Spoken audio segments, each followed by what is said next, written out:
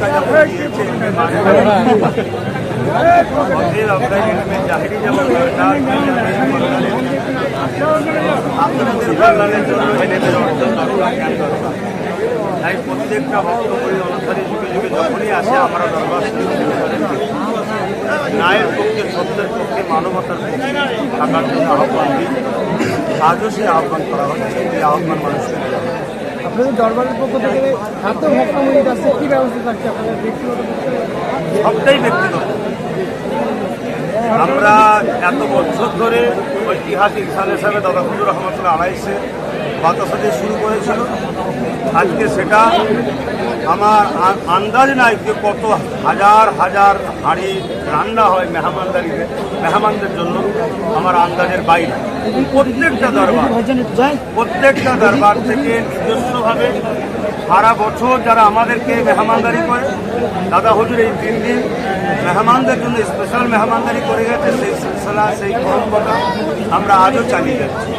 এবার রমজান মাস পড়েছে, তারা আছে, সেহেরি আছে, কতজনে আবার তারাবির নামাজের পর খাওয়া দাওয়ার ব্যবস্থা। সরকারি ব্যবস্থা নিয়ে কী বলবেন? সরকার তো আপনাদের এই ফুড প্রাইস কেন্দ্র করে একটা টাকা বরাদ্দ করে, বছরে 2,40,00,000 টাকা বরাদ্দ করবো। সরকারের সহযোগিতা আমরা আশা করি না। আমরা চাই সরকার মানুষকে স্বাস্থ্য কর্মসংস্থানের ব্যবস্থা করুক, তাহলে সেই সরকারের জন্য দরবারের পক্ষ থেকে দোয়া দেয়।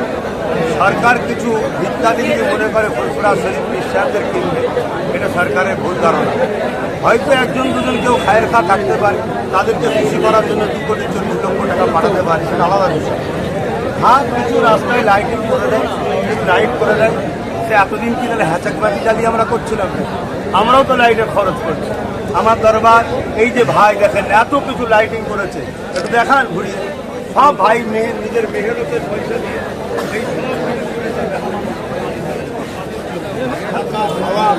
লাইটের ব্যবস্থা সব আমরা নিজেরাই করি।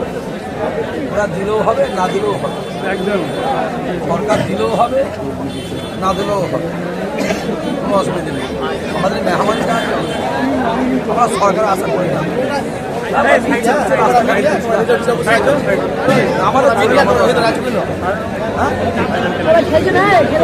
ভাইজান, আমরা এখন দেখতে পাচ্ছি মিডল ইস্ট জুড়ে ইরানের হামলা চলছে। বলে ভালো আছে। আমরা দেখতে পাচ্ছি ইরানে হামলা চলছে, মার্কিন হামলায় আয়াতুল্লাহ খামেনি ইরানের সর্বোচ্চ নেতার মৃত্যু হয়েছে। কি বলবেন এই যে মার্কিনী হামলা চলছে বিভিন্ন দেশে, কি বলবেন? দেখুন, ইরানের সঙ্গে আমার দেশের সুসম্পর্ক বহু দিন ধরে আছে। এই বর্তমান সরকারের আগে পর্যন্ত ইরানের সঙ্গে আমার দেশের সুসম্পর্ক বাণিজ্যিক দিক দিয়ে সর্বদিক দিয়ে। তাই আমরা মনে করি আমার দেশের সঙ্গে যাদের বন্ধুত্ব সম্পর্ক আছে, সেই দেশের উপরে যারাই হামলা করবে তাদের বিরুদ্ধে আমরা, যারা আমার দেশের সঙ্গে বন্ধুত্ব সম্পর্ক রাখবে তাদের পক্ষে থাকবো আমরা। তবে দেশকে যারা চালাচ্ছে তারা আরও ভালোবেসে বুঝতে পারবে। কিন্তু প্রত্যেকটাই সন্ত্রাসী হামলাকে আমরা নিন্দা জানাই। নিরীহ মানুষের উপরে জুলুম করা, অত্যাচার করা যেভাবে আমেরিকা করছে দেশের পৃথিবীর ওপরে, এটাকে আমরা ঘৃণা করি। ট্রাম্প ঠিক করে দিচ্ছে কোথা থেকে তেল কিনবে ভারত, কি বলবেন? এটা দুঃখজনক। আমার দেশ এমন একটা শক্তিশালী দেশ, যে দেশ আমেরিকা কেন পুরো পৃথিবীর ওপর হুকুমত চালাতে পারে, কিন্তু অনুপযুক্ত নেতা হওয়ার জন্য আজকে ট্রাম্পের গোলামি করতে হচ্ছে। এটা আমাদের জন্য দুর্ভাগ্যজনক। আমরা চাইলে আমেরিকাকে কাঁধে উঠাতে পারি, বসাতে পারি, কারণ আমাদের দেশের কাঁচামাল পুরো দুনিয়াতে দেওয়া হয়। আমার দেশ সর্বদিক দিয়ে আমার দেশে এমন কি নাই এটা আমার দেশে পাওয়া যায় না। পৃথিবীর এমন একটা দেশ যেটা ভারতবর্ষ, সবচেয়ে পৃথিবীতে বাকি দেশে যা পাওয়া যায় ভারতবর্ষ সেটা পাওয়া যায়। কারণ আমরা কারো মুখাপেক্ষী না, আমরা ভারতীয়। আমার দেশ সমস্ত দেশকে নিজেদের কন্ট্রোলে নিয়ে পরিচালনা করতে পারে, কিন্তু দুর্ভাগ্যের বিষয় অনুপযুক্ত নেতা হওয়ার জন্য আজকে এই জিনিসটা হচ্ছে, হুকুম করছে এটা করতে পারবে না, ওটা করতে পারবে।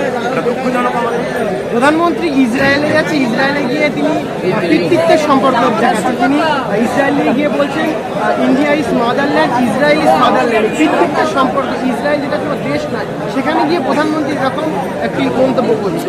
আমি যতটুকু জানি ইসরায়েল এমন একটা জায়গা, দেশ তো না ইসরায়েল, একটা জায়গা, দেশ হিসাবে এখনো স্বীকৃতি পাইনি আর মানিও না।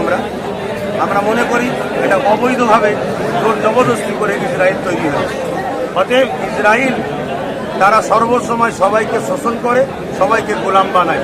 আজকে যাদেরকে মাদারল্যান্ড এটা ওটা বলছে, কালকে দেখবেন ওরাই লাথি মারছে। যেমন কিছুদিন আগে আমার দেশের কিছু ভাই দেখেছিলাম, তারা আমেরিকা ডোনাল্ড ট্রাম্পকে নিয়ে খুব খুশি হয়েছিল। তারপরে আমেরিকাতে আমার দেশের নাগরিকদের ঘরে হাতে পায়ে চেন পরিয়ে দড়ি বাঁধিয়ে তাদেরকে দেশে ফেরানো হচ্ছিল। এটা আমাদের জন্য দুঃখ লেগেছিল। কিন্তু এরকম তো অনুপযুক্ত, একই কথা, অনুপযুক্ত নেতা হওয়ার জন্য কাকে মাদারল্যান্ড কাকে মাদারল্যান্ড বলা দরকার, এটাই বোঝে না।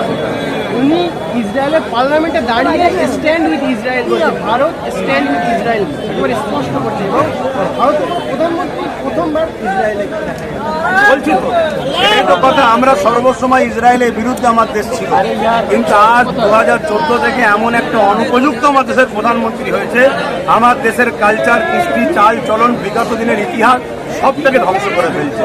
দেশের মধ্যে তো কোনো বিকাশ নাই, দেশের যুবাদের হাতে কাজ নেই, দেশের উন্নতি নেই, দেশের জিডিপি নেবে, যা ধ্বংস হয়ে যাচ্ছে। এ শুধুমাত্র যাতে আমার ওপরে কেউ না চাপ দেয়, ওই জন্য সবাইকে আব্বা করে বেড়াচ্ছে।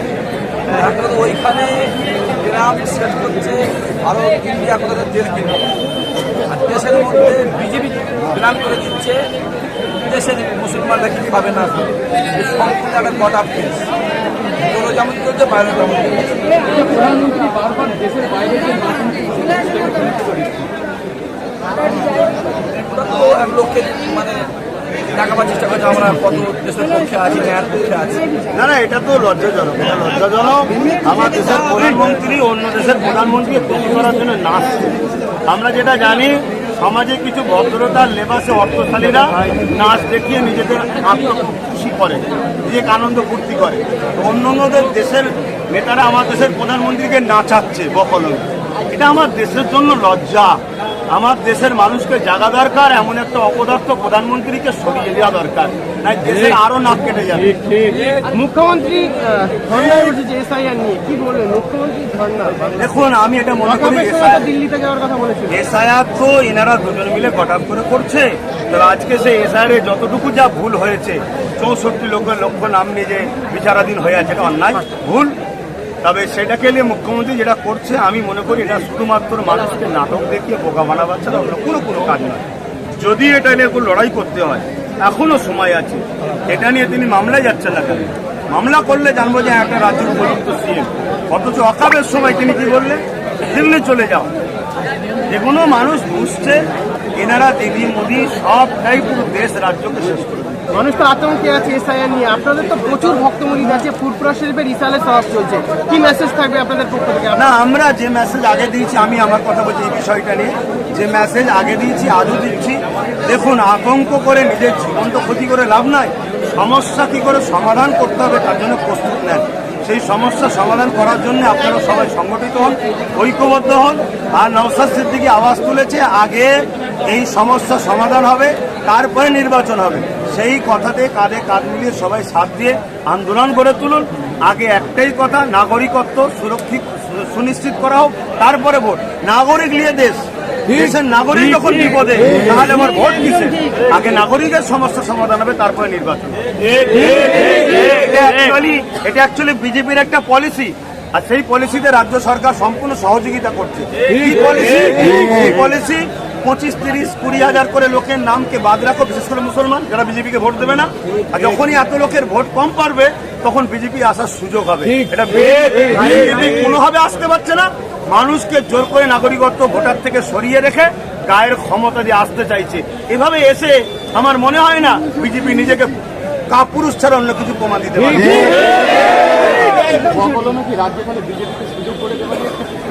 অবশ্যই একটা চুক্তি তো ছিল। এই সরকারটা হয়েছে কোথা থেকে? এই সরকারের লোকেরাও বলছে এবং বিজেপির লোকেরাও বলছে যে আমরা তৈরি করেছি টিএমসিকে, এবং টিএমসির অনেক নেতারা বলেছে যে বিজেপি সেই টিএমসি। অতএব বামফ্রন্টকে সরিয়ে এই বাংলাকে বিজেপির রাস্তা সুন্দর করার জন্য টিএমসিকে তৈরি করা হয়েছে। টিএমসি সেকুলার মুখ দেখিয়ে এসে আস্তে আস্তে আরএসএস এর বাগান তৈরি করেছে, বিজেপিকে আস্তে আস্তে ঐক্যবদ্ধভাবে লড়াই হবে বাংলাদেশের সাথে আইএসএফ এর। এটা যারা আইএসএফ এর নেতৃত্ব আছে তারা বলতে পারে। আমি নাগরিক হিসেবে প্রতিষ্ঠাতা হলো, আমি দায়িত্ব দিয়েছি। দায়িত্ব যখন কাউকে দিয়েছি তারা ম্যানেজমেন্ট করছে। ধন্যবাদ, ধন্যবাদ।